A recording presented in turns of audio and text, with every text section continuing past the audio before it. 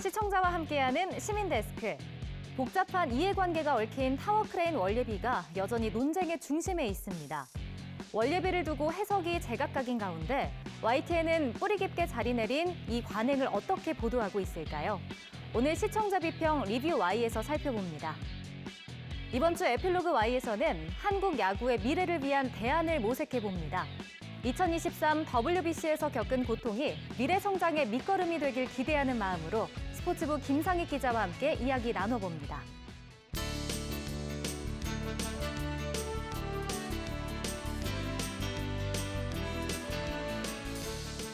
시청자 여러분 안녕하십니까, 김영수입니다. 오는 4월 8일 제10회 남산 가족 걷기 대회에 시청자 여러분을 초대합니다. 남산 백범광장을 시작으로 둘레길을 따라 서울 타워플라자까지 이어지는 코스입니다. 봄에 걸맞는 체험 행사 그리고 문화 공연, 거기에 경품 추첨까지 참가비 없이 무료로 진행됩니다. YTN 홈페이지에 자세한 내용이 나와 있습니다. 여기서 참가 신청까지 하실 수 있습니다. YTN과 함께하는 남산 가족 걷기 대회, 시청자 여러분의 많은 참여 기다리겠습니다. 이번 주 시민데스크는 시청자 비평 리뷰 Y로 시작합니다.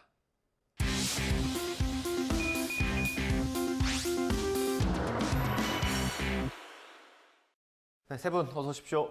안녕하십니까?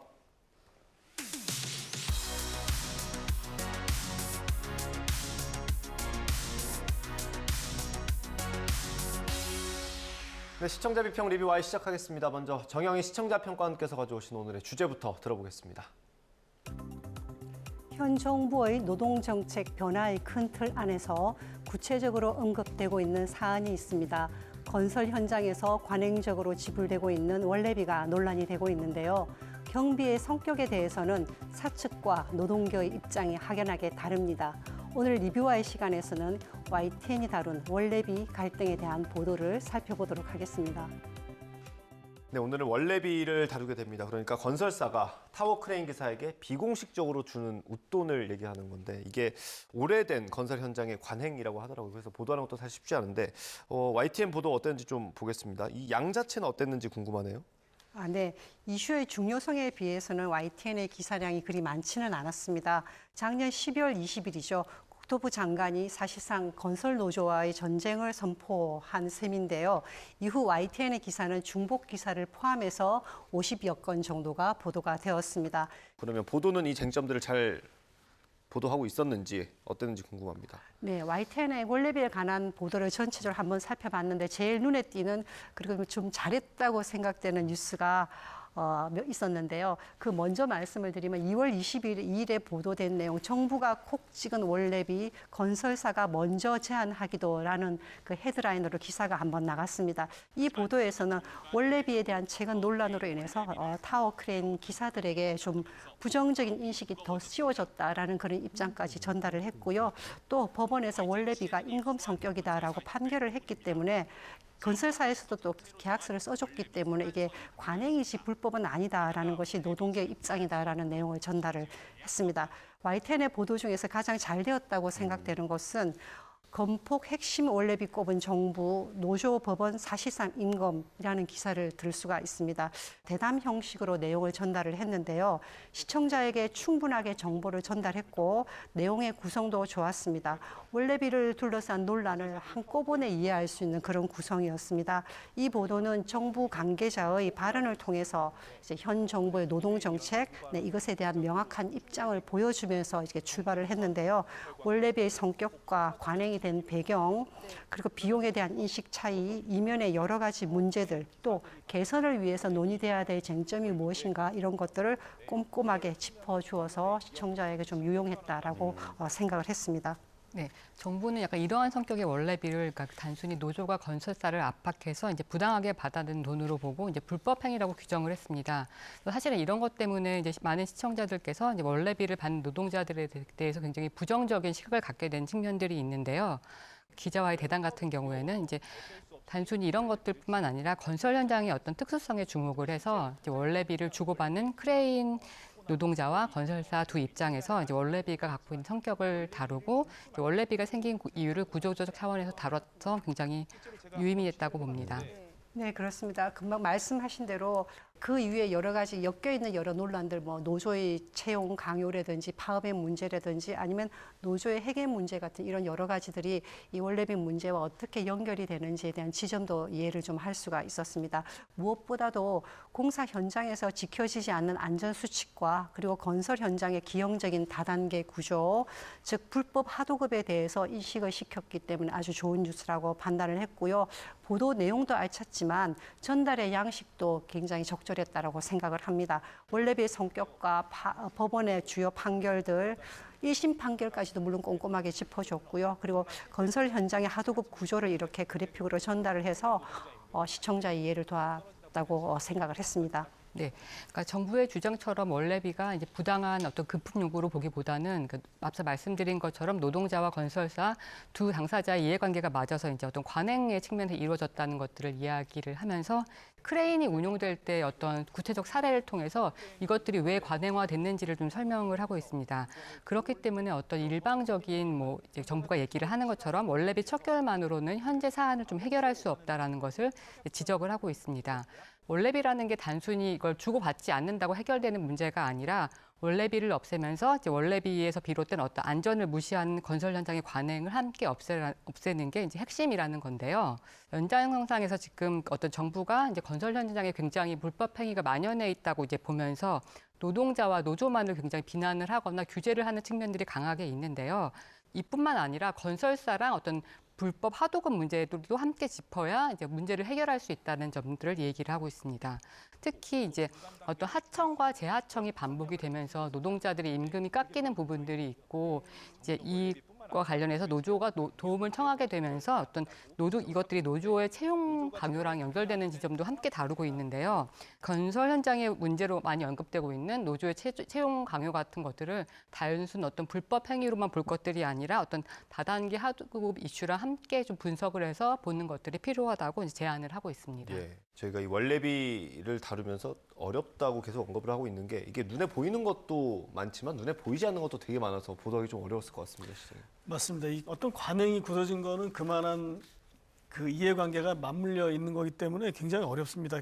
말만 들어가지고는 어느 한쪽이 크게 잘못한 것 같은데 또 양쪽 얘기를 다 들어보면은 그만한 이유가 있었던 걸 알게 되는 그런 경우가 많은데 원래비가 예를 들면 이제 그런 것 같습니다. 그렇기 때문에 이거를 건설 현장의 어떤 대표적인 폭력이다 이렇게 딱 그 단정 짓기에는 좀 무리가 있어 보이고요.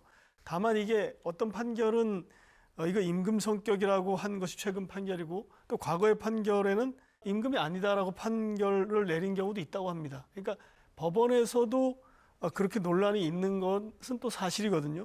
그렇기 때문에 이 문제를 좀 다각적으로 다뤄야 되는데 조금 전에 말씀하신 것처럼 이제 뭐 불법 하도급 문제라든지 그다음에 또 현장에서 많이 지적되는 게 이제 외국인 노동자의 불법 고용 문제 그런 문제도 나오고 또 사실 아까 조금 전에 말씀하신 그 노조의 채용 강요 문제 그다음에 노조 간부의 횡령 문제 이런 문제들이 어떻게 보면 좀 한 번은 다 같이 다뤄져야 될 문제가 아닌가 이렇게 생각이 되고요.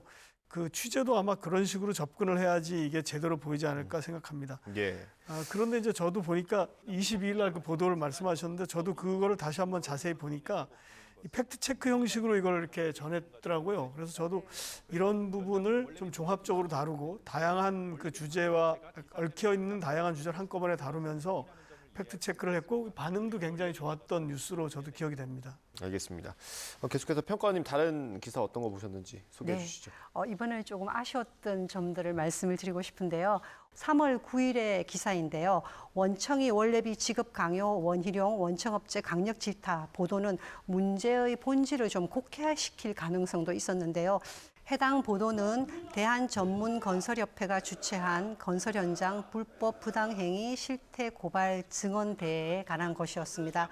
이 기사에 따르면 협회는 대기업 등 원청업체가 하청업체에게 타워크레인 기사 원래비 지급을 강요한다라고 이렇게 질타를 했습니다. 뿐만 아니라 건설 노조의 개입에 대해서도 토로를 했는데요.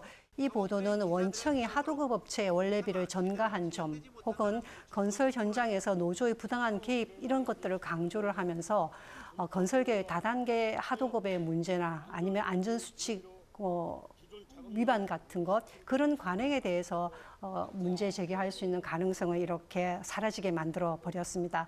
기사의 말미에 건설노조가 증언대회가 열린 그런 전문 건설회관 앞에서 국토부 장관을 규탄을 하고요.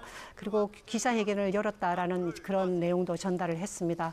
그렇지만 언론이 발생한 사건에 대해서 단순 보도만으로는 저널리즘의 역할을 충분히 할 수 있는가에 대해서는 고민할 필요가 있습니다. 비공식화된 지불과 요구 그리고 폭력에 대해서는 엄격하게 접근을 해야 되지만 원래비 지급 자체를 좀 넘어서서 지불이 되는 배경과 그리고 그 안에서 공기 단축을 위한 초고 노동 요구라든지 아니면 안전 규정 위반 작업 요청 같은 것들 이런 문제에 대해서도 좀 진지하게 검토를 해야 되지 않나라는 생각을 합니다. 3월 2일 원래비 타워 크레인 기사 면허 정지, 건설노조는 준법투쟁 보도에서 3월부터 원래비를 받거나 공사 방해 또는 태업을 한 타워 크레인 조종사의 면허를 최장 1년간 정지한다는 내용들을 어떤 정부의 그런 지침들을 확인할 수 있었는데요. 아파트 신축 공사 현장에서 인양 중인 대형 거푸집이 타워 크레인 조종석을 덮치는 사고도 있었는데요. 이처럼 건설 현장은 위험 요소가 넘쳐나고 또 실제 중대재해가 많이 발생하는 대표적인 노동 현장입니다. 그러나 이제 어떤 공사를 발주하는 원청 같은 경우에는 공사 현장에 대해서 잘 알지 못하는 상황이고 실제 공사를 하고 있는 하청 같은 경우에는 이제 공기를 빨리 단축을 해서 비용을 아끼는 것만 이제 목표로 하기 때문에 안전 문제에 소홀한 것들이 사실입니다. 그런데 이제 안타깝게도 YTN의 어떤 전반적인 보도를 보면요.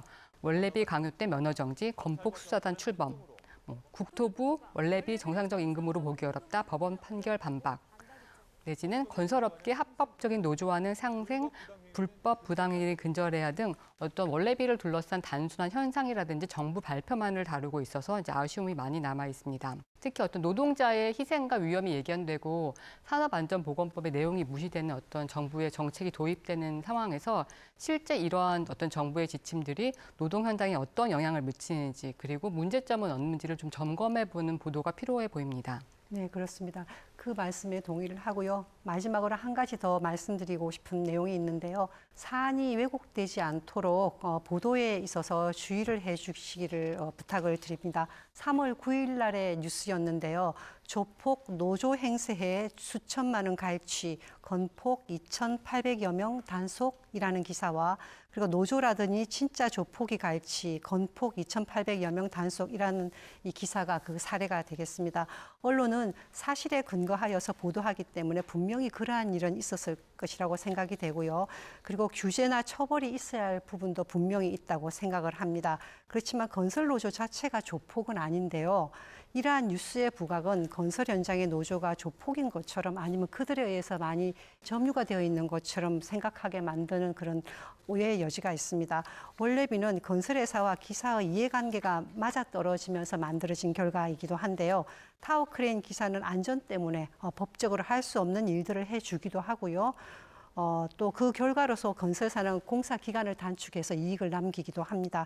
따라서 원래비에 대한 보도가 건설 노조나 현장에서의 간행에 그 자체에 대해서 낙인을 찍기보다는 개선할 점을 강조를 하고요. 그리고 원래비를 통해서 이루어지는 작업들인 그런 초과 작업이나 안전 규정 위반 작업 등에 대해서도 좀 집중을 해줄 필요가 있습니다. 국토부는 3월부터 건설 현장에서 원래비를 강요하다가 걸리면은 사업자 등록을 취소하겠다 아니면 면허를 정지시키겠다 이런 여러 가지 얘기를 했고요. 그리고 법을 개정해서 원래비 제저의 근거를 마련하겠다고도 발표를 했습니다. 정부의 입장이 단호하다는 것을 보여주는 것인데요. 이번 기회에 건설 현장에서 횡행하는 그런 안전 위반 작업과 불법 하도급의 문제 이런 것도 함께 논의가 되기를 기대를 합니다. 그렇게 되기 위해서는 언론의 역할이 매우 중요한데요.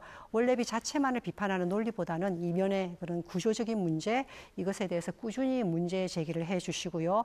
그리고 근로자에게 안전한 노동 환경이 만들어질 수 있도록 그렇게 도움을 주는 그런 기사들을 많이 생산해 주시기를 기대를 합니다. 네. 이 노동 현장 보도할 때마다 마지막은 항상 안전인 것 같습니다. 실장님께서 첨언 좀 해주시죠. 네, 이 원래비 보도가 아시다시피 지난달에 정부가 이 문제를 먼저 제기하면서 시작됐지 않습니까? 그때 그러니까 지난달 그러니까 2월 중순부터 2월 말까지 이 문제를 집중적으로 많이 다뤘던 것 같습니다. 그리고 이제 3월 들어서면 이제 각 수사기관에서 이 정부의 지시에 따라서 문제가 된 뭐 건설 현장에서의 문제를 가지고 단속하는 기사가 또 계속 나오고 그 기사들이 대부분 이제 뭐 건설 현장의 폭력을 단속한 결과를 주로 많이 접하게 됐고 그거를 전달하는 과정에서 아마도 약간은 피상적인 보도, 반복적인 보도가 나왔던 것 같습니다. 그리고 이제 중간중간에 정부가 어떤 대책이라고 내놓는 어떤 규정을 새로 만든다든지 또 강화한다든지 하는 부분은 말씀하시고 지적하신 것처럼 그것이 현장에서 어떤 영향을 주는지 그런 것들은 저희가 좀 더 세심하게 계속 후속 취재를 해야 될 것 같다 이런 생각을 했고요. 이런 어떤 제도의 문제, 그다음에 노사정의 문제, 이런 것들, 이익 집단 간의 대립의 문제 이런 것들이 나올 때마다 느끼는 거는 이 문제를 결국은 국회라는 곳에서 이걸 가져가 가지고 거기서 상임위원회에서 집중적인 토론을 해서 그것을 법으로 만들고 입법화를 해서 그것이 시행되게 하는 이런 쪽으로 이렇게 길잡이 역할을 언론이 해주면 어떨까 저는 그런 생각을 하게 됩니다. 네, 알겠습니다. 오늘 리뷰와의 내용 정리 한번 해보겠습니다. 이것만은 꼭 시간입니다. 평가원님부터 들어보겠습니다. 갈등 사안에 대한 단순 사실 보도만으로는 저널리즘 역할에 충실할 수 없다라고 말씀을 드리고 싶은데요.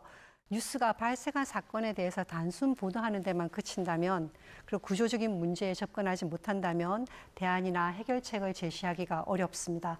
보도 전문 채널이 저널리즘의 기본 역할을 수행하기 어렵게 만드는 것인데요.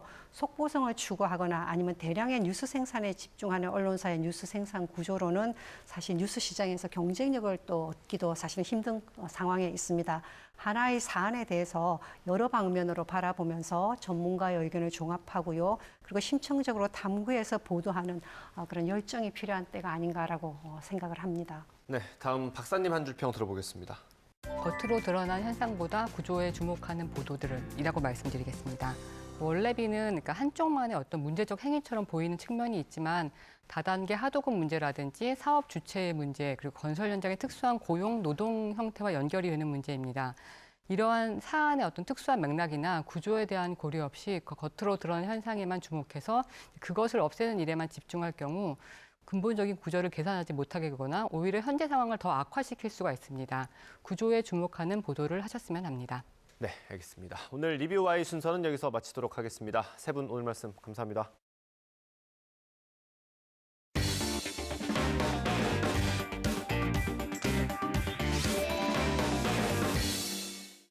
지난 20일 일본의 승리로 WBC가 막을 내렸습니다. 안타깝게도 우리 야구대표팀은 3회 연속 1라운드 조기 탈락이라는 수모를 겪었습니다.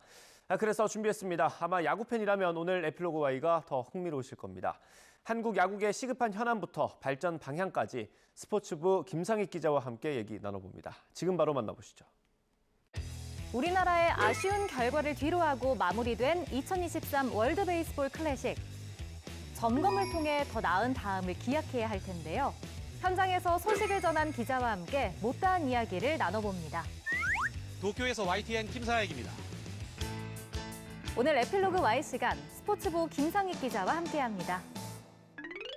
기자 어서 오세요. 안녕하세요. 반갑습니다. 자, 월드 베이스볼 클래식 WBC가 이제 마무리됐습니다.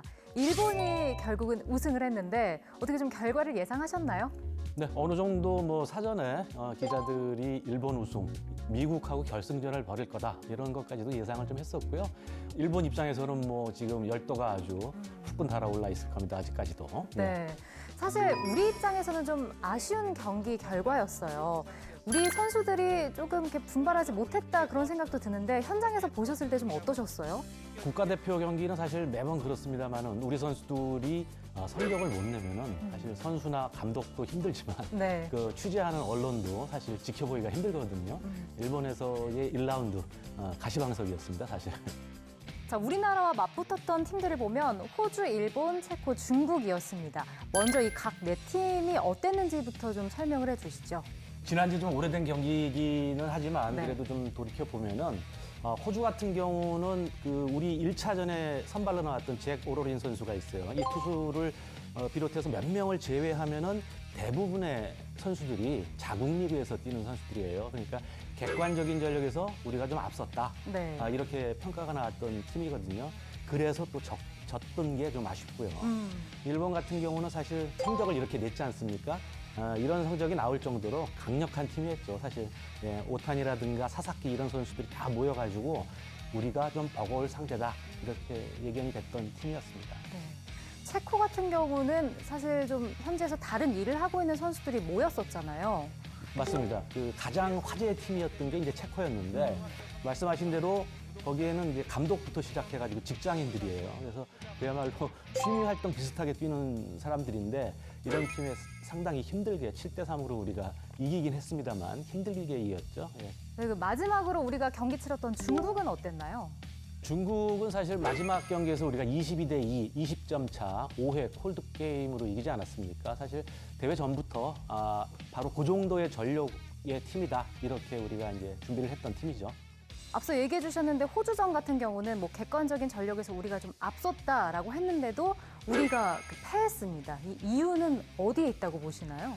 뭐 여러 가지 이유가 있겠습니다만은 일단 호주전에서는 우리가 2실점을 먼저 했어요. 그래서 좀 어렵게 출발을 했는데 양의지 선수가 3점 홈런을 치지 않았습니까? 그래서 경기를 뒤집었고 아니나 다를까 우리가 뭐 쉽게 이제는 이렇게 가겠다 싶었는데 의외의 변수가 마운드에서 나타났습니다. 롯데의 김원중, 그다음에 기아의 양현종 이런 선수들을 올렸는데 7회에 3점 홈런 맞고 8회에 또 3점 홈런을 맞았어요. 그래서 사실 선수 기용 부분에 있어서도 약간의 좀 실패가 있지 않았나 뭐 이런 좀 생각이 들고요. 가장 큰 문제는 사실 국민들이 실망했던 게 강백호 선수의 어떤 행동이었거든요. 태도 논란이 또 있었죠. 예, 그래서 2루타를 치고 나갔는데 굉장히 중요한 순간이었거든요. 7회 추격을 할 수 있는 상황인데 베이스를 제대로 안 밟고 있다가 세레머니 하다가 이제 아웃을 당했어요. 그래가지고 예전에 그 도쿄올림픽 기억하시죠? 그때 네. 이제 껌을 씹었던 그 논란, 이게 이제 소환이 되면서 또다시 강백호 선수가 비난의 화살을 받는 그런 경기였죠. 그리고 이제 이 경기가 네. 또 아쉬운 게 우리 대표팀이 앞으로 극복해야 될 방향인데 첫 경기에 대한 그 어떤 긴장 이런 게 상당히 큽니다. 우리 선수들이. 그래서 첫 경기의 긴장도 때문에 부담을 가져서 자기 기량을 발휘하지 못한 것 아니냐 이렇게 또 분석을 해볼 수 있을 것 같습니다. 그 두 번째 경기가 우리가 꼭 이겨야 하는 상대 일본이었습니다. 근데 일본전에서는 굉장히 큰 점수 차로 우리가 패했는데 이유가 어디에 있었을까요? 13대 4로 졌죠, 우리가.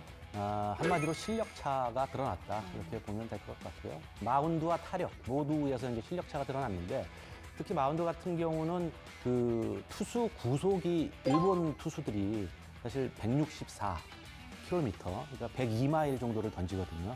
근데 우리 선수들이 150 이상을 던지는 선수들은 사실 국내 리그에서도 손가락으로 꼽을 정도입니다. 그래서 상대적으로 이제 타자들도 그런 공을 본 적이 없었던 부분들이 있고 네. 투수들도 이제 아까 말씀드렸던 어떤 첫 경기에 대한 부담을 안고서 그 경기를 졌기 때문에 두 번째 경기에서도 이제 부담을 갖고 있었다. 이렇게 좀 보여집니다. 네, 그러면 왜 우리나라에는 이렇게 강속구를 던지는 투수, 파이어볼러가 왜 없는 건가요? 기본적으로 투수층이 얇아요. 그러니까 일본 같은 경우는 이제 전국적으로 수천 명의 유망한 투수가 나온다. 그러면은 저희는 거기에 50분의 1, 뭐 100분의 1 이 수준밖에 안 되거든요. 그렇기 때문에 일단 그 안에서 좋은 투수를 찾기가 쉽지가 않고요. 또 한 가지는 그 강속구를 던질 수 있게 어렸을 때부터 지도자들이 제대로 이제 지도를 해줘야 되는데 우리가 사실 주먹구구식 도제식 그 지도자 그 관행이 아직도 남아있기 때문에 그런 지도자에 대한 교육이라든가 양성이 좀 필요하지 않을까 그런 생각도 좀 해봅니다. 예. 네, 투수 얘기를 좀 마무리해보고 이번에 타자 얘기를 해보면 이번 경기가 끝난 뒤에 타자들 문제점 지적하는 부분에서 나무 배트가 문제였다 이런 얘기가 나왔거든요. 이건 왜 이런 얘기가 나온 건가요? 그 지적은 아마 이걸 겁니다. 이제 20여 년 전부터 우리가 이제 고등학생들도 이제 나무 배트를 사용하고 있어요. 이제 국제기구가 그렇게 이제 요청을 했기 때문에 그렇게 방향을 잡았기 때문에 하는 건데 장점을 먼저 얘기를 하자면은 나무 배트는 반발력이나 이런 부분에 있어서 그 알루미늄 배트보다 떨어집니다. 그래서 알루미늄 배트를 사용할 때 타자들한테 상당히 유리한 거죠. 반대로 얘기하면은 그 투수들 입장에서는 나무 배트를 사용하는 타자를 상대하기가 쉬운 거예요. 빗맞은 안타라든가 이런 것이 덜 나오거든요. 투수를 혹사시키지 않는다는 의미에서 20여 년 전부터 이렇게 사용을 해왔는데 단점이 지금 얘기하시는 부분에서 네. 우리가 이제 거포가 없어진다 이런 얘기가 나오는 거죠. 그리고 현지에서 이제 김상희 기자가 취재하면서 선수들을 가장 가까이서 계속 봐 오셨잖아요. 보면서 좀 안타까웠던 점도 있으셨을 것 같아요. 어떤 부분이 있었나요? 패배를 했다는 게 이제 가장 안타깝고요. 그리고 진 다음에는 우리가 이제 믹스드 존이라고 그래가지고 기자회견장 옆쪽으로 해서 이렇게 간이식으로 인터뷰를 하는 곳이 있는데 네. 거기를 이제 선수들이 지나가게 돼 있거든요. 전부 고개 숙이고 무겁게 지나가요. 그러니까 안타까운 거죠. 그걸 보는 게. 그리고 또 하나는 이제 이 선수들이 사실 운동도 잘해야 되지만 기자회견이 경기 전, 경기 후 이렇게 두 차례 열리거든요. 근데 선수들이 인터뷰 내용이 사실 1시간을 해도 한두 마디 정도밖에 색다른 게 없어요. 열심히 하겠습니다. 반드시 이기겠습니다. 죄송합니다. 이 얘기예요. 그러니까 그건 어떻게 보면 운동 철학이거든요. 그러니까 운동도 열심히 가르치면서 이 선수들에게 운동 철학을 좀 가르칠 필요가 있지 않느냐. 외국 선수들이 하는 그 얘기들이라든가 인터뷰 부분들을 듣다 보면 감동도 있고 감흥도 있어요. 그러니까 운동을 왜 하는지, 왜 열심히 하는지에 대한 스스로가 깨달으면은 운동하는 데 있어서도 도움이 많이 될 거예요. 그래서 그런 것들이 좀 아쉬웠고, 뭐 많습니다. 그 이외에도 많은데, 뭐 시간 관계상. 예. 이번에 WBC 경기가 끝난 뒤에 참패 요인에 대해서 굉장히 많은 의견이 있었는데요. 그중에 세대 교체 의견도 있었어요. 이 부분에 대해서는 어떻게 생각하세요? 맞는 얘기죠. 예, 그리고 늘 나왔던 얘기고요, 우리가. 사실 이 대회가 시작되기 전에 지금 SSG에서 뛰고 있는 추시순 선수 논란이 한 번 있었는데 언제적 김광현이고 언제적 양현종이냐 이런 얘기를 하면서 조금 고참들이 너무 많은 거 아니냐 이런 얘기를 했는데 사실은 이 얘기들이 팬들한테는 조금 비난을 받았어요. 여러 가지 이유들로. 근데 결과론적으로 보면은 그 얘기가 과히 그렇게 틀린 얘기는 아니었던 걸로 지금 사실 보여지고요. 그 선수들이 사실 나이가 먹으면서 기량도 떨어질 테고 국가대표라는 어떤 의무감이라든가 이런 자세도 좀 달라질 수 있기 때문에 그런 부분에서는 우리가 좀 더 빨리 세대 교체를 단행했어야 되지 않느냐 이런 아쉬움이 좀 있습니다. 예. 네. 그 또 하나의 이번 경기를 졌던 이유 중에 하나가 그 이강철 감독의 뭐 패착이다, 전략 실패다 이런 얘기도 있더라고요. 이건 어떻게 생각하세요? 좀 잔인한 얘기인데요. 네. 그 감독은 결과적으로 이제 승패로 이제 얘기를 듣기 때문에 만약에 이겼다면 또 다른 얘기가 나왔을 수 있을 겁니다. 하지만 네.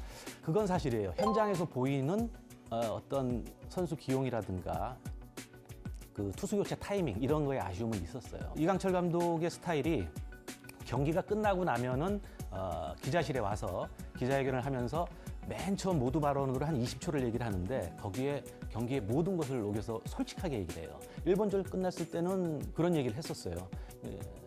김광현에 대해서 빨리 바꾸지 못한 게 오늘 제 실수다. 선수들은 열심히 했는데 내가 잘못했다. 이런 얘기를 하는데 절묘하게 그 교체 타이밍들이 우리하고 좀 안 맞았던 그런 기억이 있습니다. 예. 그럼 김 기자께서 생각하시기에 한국 야구가 좀 어떻게 개선해서 발전해 나가야 된다고 생각하시나요? 여러 가지가 있습니다만은 과거 하다가 지금 중단된 상태인데 감독 전임제 다시 한번 좀 고려를 해봐야 될 것 같습니다.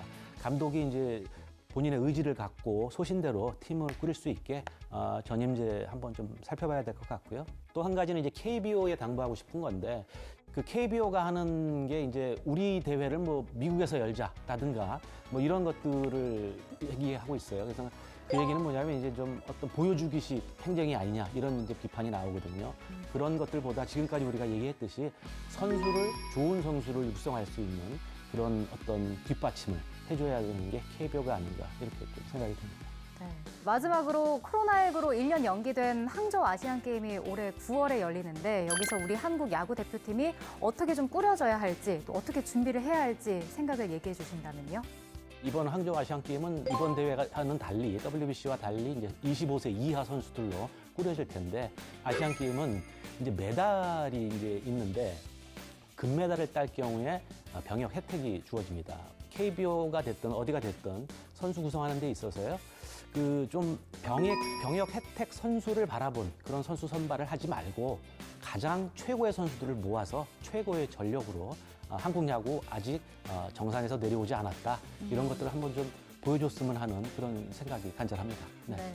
WBC 아쉬움은 뒤로 하고 전열을 가다듬어서 앞으로 한국 야구가 좀 더 앞으로 나아갔으면 하는 그런 바람입니다. 우리 김상익 기자도 앞으로 그 생생한 현장 소식 전해주시길 기대하겠습니다. 오늘 함께 해주셔서 고맙습니다. 고맙습니다.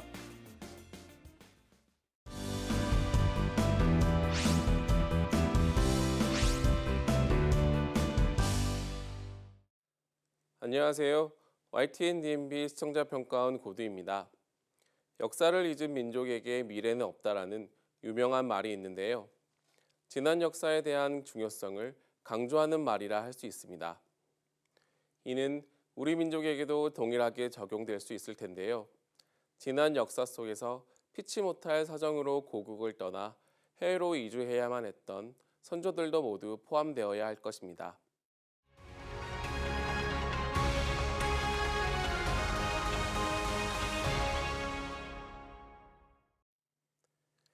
YTN의 글로벌 나우는 재외 동포들로 구성된 해외 리포터들이 급변하는 글로벌 정세와 같은 현장감 있는 해외 소식과 함께 한인 사회의 각종 이슈를 소개하는 뉴스 프로그램입니다. 지난 시간에는 YTN의 전세계 해외 방송 20주년을 기념으로 2주 120년과 글로벌 한민족의 기록이라는 주제가 중요하게 다루어졌습니다.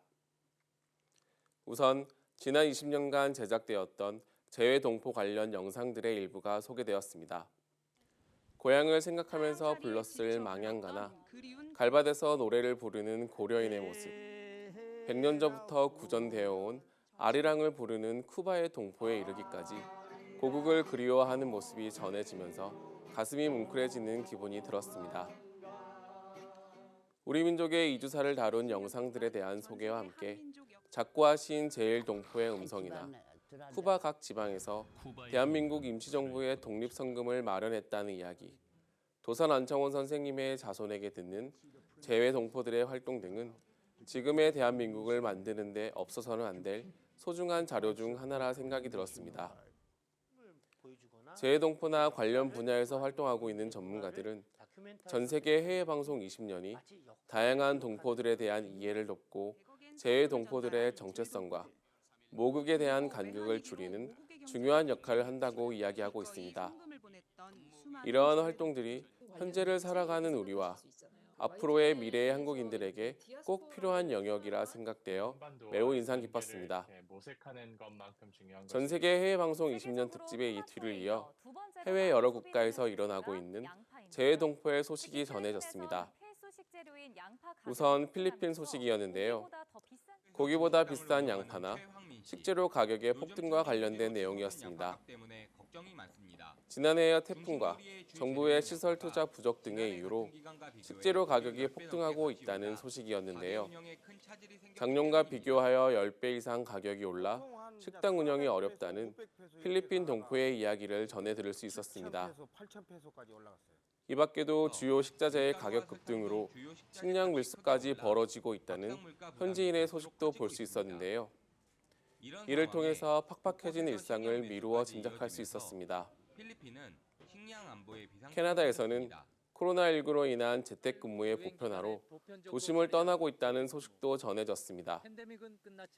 코로나19 이후 재택근무와 출근을 병행하는 일명 하이브리드 근무가 많아지면서 도심의 유동인구 자체가 감소하게 되었고 재외 동포의 생활에도 큰 타격을 입고 있다는 내용이었는데요.